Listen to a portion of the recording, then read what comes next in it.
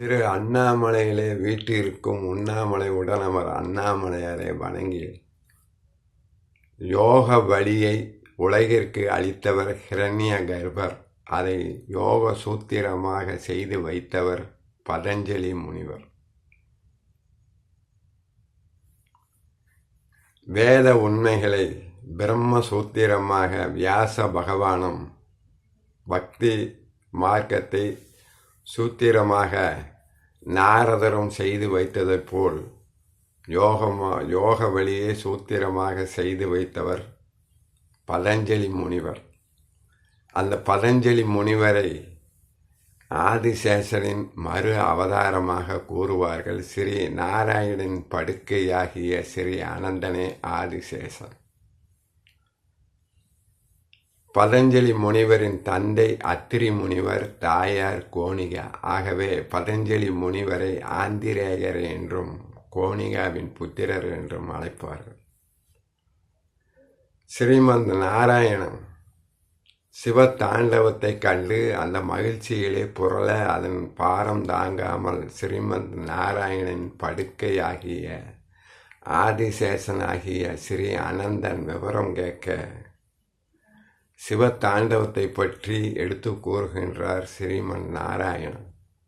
அந்த சிவ தாண்டவத்தை தானும் காண வேண்டும் என்ற ஆவலிலே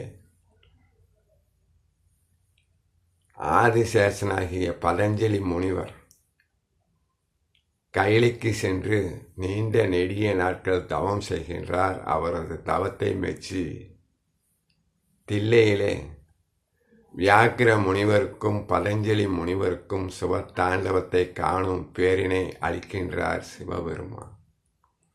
வியாக்கிர முனிவருடன் சேர்ந்து தில்லையிலே சிவ தாண்டவத்தை கண்டு மகிழ்ந்த பதஞ்சலி முனிவர் அங்கே நீண்ட நெடிய நாட்கள் தங்கி தாம் எழுதிய வியாக்கரண சூத்திரத்தை தில்லையின் ராஜசபையாகிய ஆயிரங்கால் மண்டபத்திலே அமர்ந்து தனது 60 சீடர்களுக்கும் போதிக்கின்றார்.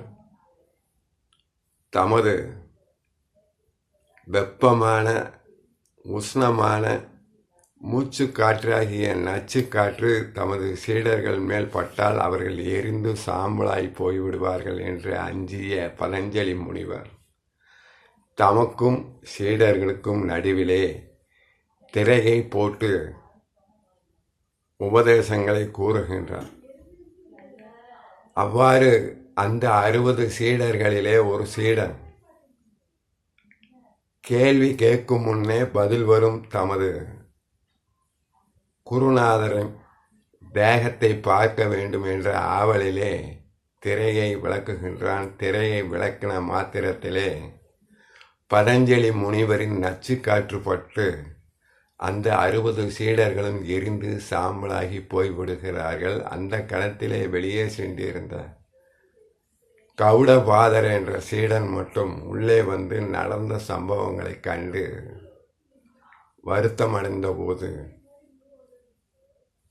பதஞ்சலி முனிவர் தம்முடைய தோற்றத்தை மாற்றிக்கொண்டு அந்த சீடனை அருகிலே அழைத்து அவனுக்கு வேத உண்மைகளை எடுத்து உரைக்கின்றார். இந்த பதஞ்சலி முனிவர் தில்லையிலே நீண்ட நெடிய நாட்கள் வாழ்ந்து பிறகு